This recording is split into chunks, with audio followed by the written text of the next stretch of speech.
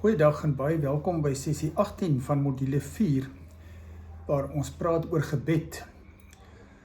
Gebed het ons van die begin af gesê, is nie net om met God te praat nie, dit gaan veral ook oor luister na God. Dit gaan oor werklike kommunikasie met God, wat beide luister en praat inhou.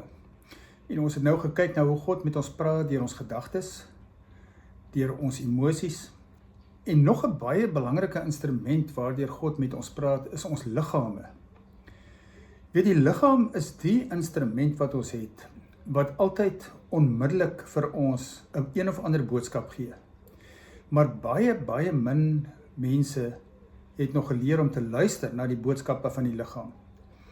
En hoekom dit so is omdat die liggaam is altyd in die oomblik. Dit is altyd nou teenwoordig. Dit reageer op sensasies wat nou na die liggaam toe kom. Het sy dit deur jou gehoor is, of dit emosioneel is, of dit fisies is, die liggaam is altyd nou teenwoordig. En ongelukkig het meeste mense geleer om die boodskappe van die liggaam eintlik net te onderdruk of te ignoreer. Die meeste mense se normale reaksie is as die liggaam een of ander boodskap deurgee van iets wat nie reg is nie, dat hulle hardloop na 'n dokter toe, hardloop vir 'n pilletjie, net een of ander vinnige oplossing soek wat met medikasie 'n simptoom kan regmaak. So daar word nie gevra, waarmee is God dalk besig, of wat is God dalk nou besig om onder my aandag te bring, as my liggaam so reageer nie. Nee, dit word net eenvoudig aanvaar, dit kan met 'n pil of deur 'n dokter reggemaak word. En dan, wat eintlik gebeur, is jy kry drugs, jy kry verdowingsmiddels, wat jou net in 'n staat bring van waar jy kan funksioneer, nie genees nie, net weer kan funksioneer, die simptome word net onderdruk. En so kan dit jou eintlik in 'n siklus plaas, wat jy al hoe meer afhanklik raak van die drugs, al meer probleme onderwikkel, al moeiliker slaap, al ongesonder word, en al meer drugs nodig het. Ek meen, jy weet self, dit kan 'n bose siklus raak. Net omdat mense nie regtig geleer het om te luister. Wat sê die liggaam in werklikheid vir my nie? En baie daarvan is bloot as gevolg van 'n lewenstyl wat gedryf word deur ambisie, deur 'n lewe wat gaan rondom die ego. Dit wat ek wil bereik, my ideale, my drome, my planne om 'n koninkryk vir myself te bou. En in daai proses dryf baie mense hulle self tot in die intensiewe eenheid, met een of ander hart wat opgepak het, of een of ander kwaal. So, is dit regtig nodig? Die vraag vir 'n disipel, 'n volgeling van Jesus, is altyd, wat is op God se hart vir my? Wat is sy bedoeling met my? Hoe wil hy my lewe in diens neem? En dit sal altyd, ek kan jou waarborg, altyd op 'n manier wees wat jy nie jouself oorwerk, in die hospitaal inwerk, uitbrand, of wat ook al nie. Iemand wat geleer het om na God te luister, en werklik 'n lewe van gebed lei, sal ook deur God gelei word om aandag te gee aan die liggaam, om die liggaam goed te versorg. Om te leer om nie afhanklik te word van drugs om jou liggaam gesond te hou nie, maar te luister en by God te hoor, hoe kan ek 'n gesonde lewenstyl handhaaf? En dit sluit alles in. Gesond eet, genoeg ontspanning, genoeg rus, genoeg oefening, genoeg slaap, normale, gesonde sosiale verhoudinge. God is geïnteresseerd in jou totale menswees. En my ervaring was dat God vir my bewus gemaak het van al daai aspekte in my lewe wat aandag nodig het om 'n gesonde lewe te kan lei. En dit is net hoe God is, omdat hy lief is vir jou. So weerstaan die versoeking om altyd net so vinnig as moontlik en so maklik as moontlik ontslae te raak van simptome deur dit te dokter. Leer eerder om te vra, wat is hier aan die gang? Waar kom dit vandaan?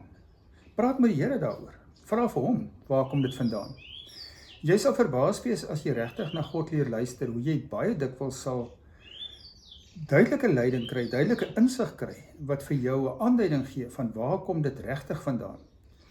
En jy weet, God, ons liggaam is so geskep, dat die liggaam homself kan genees, as dit reg versorg word. Ek meen, dit is baie algemene kennis, dat die liggaam wat jy nou daarmee sit, was 'n maand of 2 of 'n paar maande terug nie dieselfde nie. Die selle vernuwe voortdurend, hulle vervang hulle self. Daar's voortdurende verandering in die liggaam, wat ook genesend werk.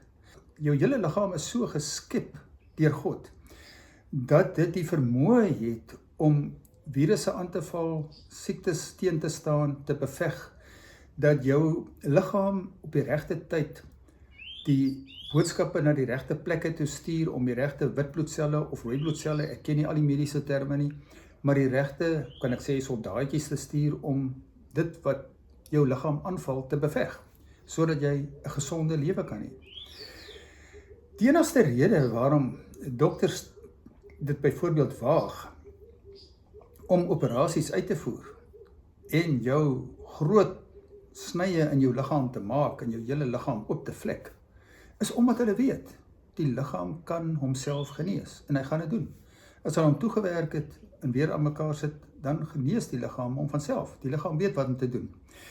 En daarom is dit ook so dat met meeste siektes is dit so dat die liggaam as hy reg versorg word, dat jou immuniteitstelsel baie sterker gaan wees.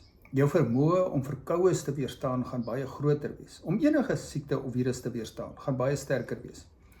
Die vermoë van die liggaam om homself te genees van sekere kwale is altyd daar. Daarmee sê ek nie dat as jy dit doen, jy nooit gaan siek word nie. Natuurlik is ons altyd maar broos. Ons is vatbaar vir sekere virusse en siektes en dinge. Party mense meer as ander. Maar wat ek wel sê, is dat jy dit wat jy doen, die keuses wat jy maak, 'n groot rol daarin speel. Dat jy kan 'n sterker immuniteitstelsel hê as iemand wat maar net slordig lewe, wat nie aandag gee aan die boodskappe van die liggaam nie, wat nie daarna luister nie, wat te hard werk, of te ongesond leef, of swak eetgewoontes het, wat te min slaap. Dit is dinge wat voorkom kan word. En dan wil ek sommer net vinnig noem, ek dink een van die groot probleme wat mense het, wanneer hulle deesdae liggaamlike kwale ervaar, is om te hardloop na Dr. Google toe, en hulle self te diagnoseer. En jy weet, een van die goed wat gebeur, en ek het dit al dikwels sien gebeur, dan lees mense nou daar sekere goed raak, en hulle dink, okay, dis my probleem. En dan kyk hulle nou en lees wat nou verwag kan word. En hulle begin glo dit. En ongelukkig is dit soos die mens is, dat daar jou liggaam kry die boodskap, jou onderbewuste kry die boodskap, en doen wat jy glo sal gebeur. Dit is nie iets wat sou gebeur het, as jy dit nie geglo het nie. Nou, ek dink almal van julle is bewus, meeste mense weet deesdae van die sogenaamde placebo-effek, waar daar baie eksperimente mee gedoen is, dat 2 groepe mense byvoorbeeld behandel word vir 'n sekere siekte, die een met 'n nuwe middel wat getoets word, en die ander met 'n placebo, iets soos net soos water, wat glad geen medikasie in het nie, word hulle byvoorbeeld ingespuit.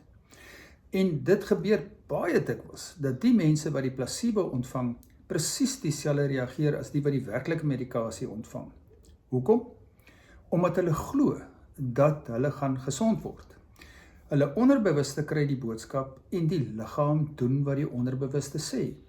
Nou op dieselfde manier kan dit ook gebeur as jy 'n negatiewe boodskap kry, deur Dr. Google of waar ook al by vriende, en jy begin glo dit, dat jou liggaam reageer daarop en dat jy dan net al sieker word.